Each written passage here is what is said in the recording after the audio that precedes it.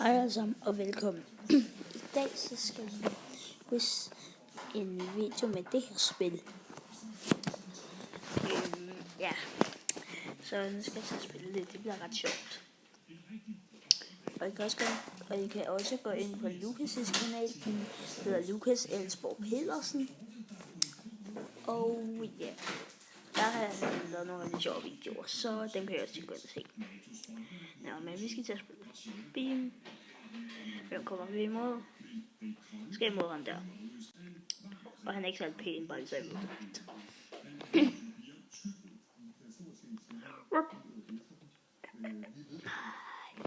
Nå, der skulle jeg over ham.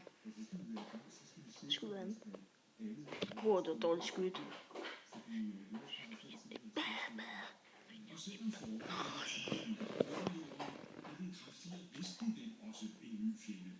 Blæsten presser nemlig vandet op i Østersøen.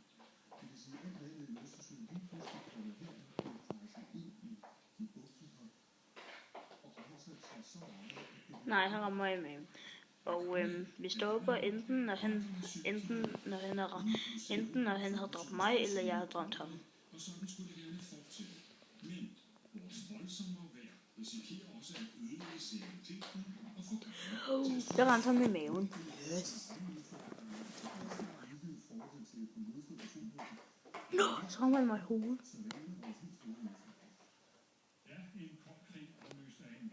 Nå, jeg ramte ham ikke. Nu rammer han mig, ikke? Ja. Det begynder at ændre lidt vejret her i løbet af fredag. Især i sydlige lande, og det vestlige lande, det er et lavtryk, som så er på vej ind til os i løbet af lørdagen. Så skal vi altså igen have noget nedbør. Prognoserne er lidt enige om, hvor meget der kommer, og det kan godt være, at det faktisk kun bliver i Jylland, der kommer nedbør. Men det hænger så lidt i bremsen her søndag, så nogle steder måske bare bliver en gråværsdag, andre steder måske lidt sol på himlen og lidt smart på himlen. Det kan vi altså ikke. Jeg må lige undskylde, at jeg ikke har lavet videoer i noget tid, og jeg må også lige undskylde for, at jeg ikke siger så meget, men det er fordi, jeg lige skal koncentrere mig.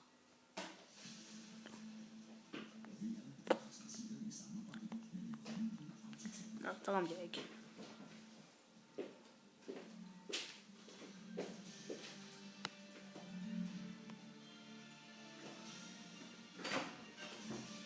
Og hvis det kommer til at tage for lang tid, så stopper jeg inden, fordi det skal ikke tage for lang tid.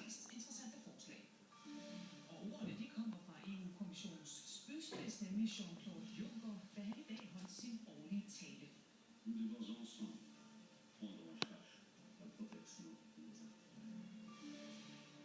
Nej. har skrevet et åbent brev til Folketinget. De mener, at børn med psykiske lidelser bliver udredt på et for svigtigt grundlag.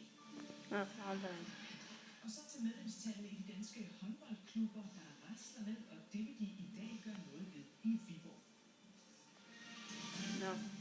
Europas øjne var i dag rettet hos Strasbourg, og Jean-Claude Juncker, der står i spidsen for EU, skulle holde sin årlige tale. Og talen her, ja, den bare ventede med spænding og skulle gerne have pustet nyt liv i et efterhånden meget, meget splittet Europa. Og da Juncker så kom med dagens melding om det her fælles militære hovedkvarter i EU, ja, så fortsatte spændelsen. Der var umiddelbart jubel i salen, da Juncker annoncerede planer om et fælles militært. Nå, jeg var rigtig sikker på rammen der.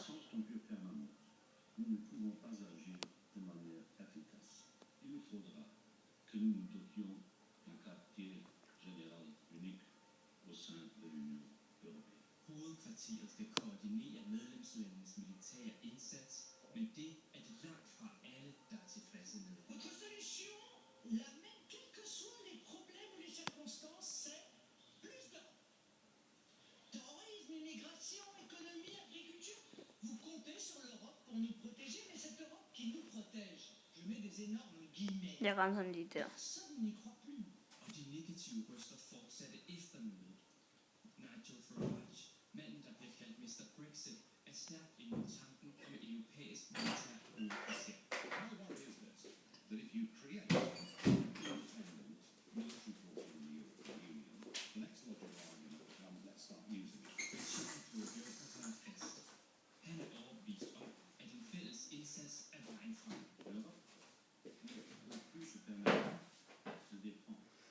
Nå, vi stopper lige om det.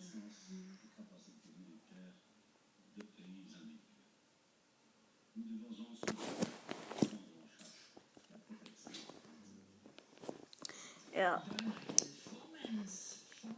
Ja. Det var rimelig sjovt at lave det her. Ja. Det var et nyt program, som jeg brugte til at optage med. Så det var ret sjovt.